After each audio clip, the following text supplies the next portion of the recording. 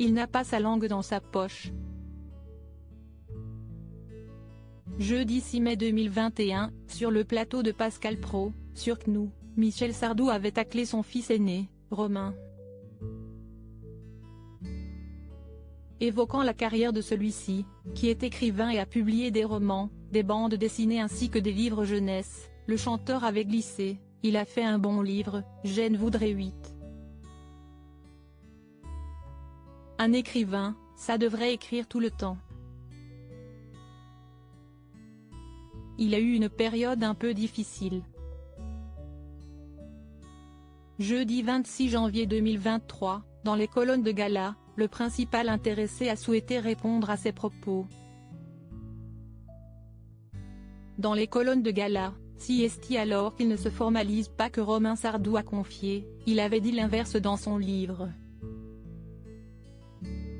Cela fait 50 ans que je le pratique, il est capable de dire n'importe quoi. Alors ça glisse. Par définition, un écrivain, on ne le voit pas travailler. En privé, comme on est tous les deux sanguins, on se dit les choses franchement.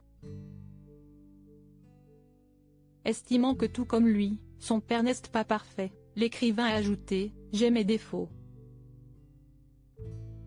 On n'est jamais un père parfait. Je suis plus présent que le mien, car mon métier me le permet. J'essaie d'écrire tôt le matin pour ne déranger personne. Je m'intéresse à leurs loisirs. Jeudi 6 mai 2021, dans les colonnes du magazine Le Point, le chanteur avait déjà été désobligeant envers son fils.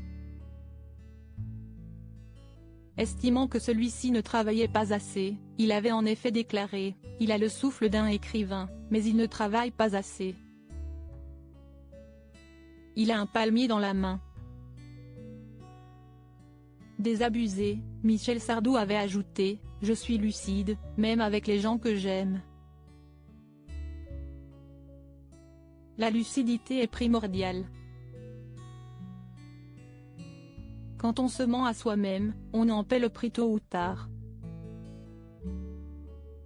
Un jour, on se réveille. Romain Sardou: je me suis juste contenté de grandir à ses côtés. En 2021, sur le plateau de l'émission On n'est pas couché, sur France 2, Romain Sardou avait longuement évoqué sa relation avec son père. Il avait ainsi déclaré: mon père n'a jamais fait avec moi, ni avec mon frère, ces grands moments de père-fils, où tout d'un coup, je te raconte la vie, faut faire ceci, faut pas faire cela, attention mon fils.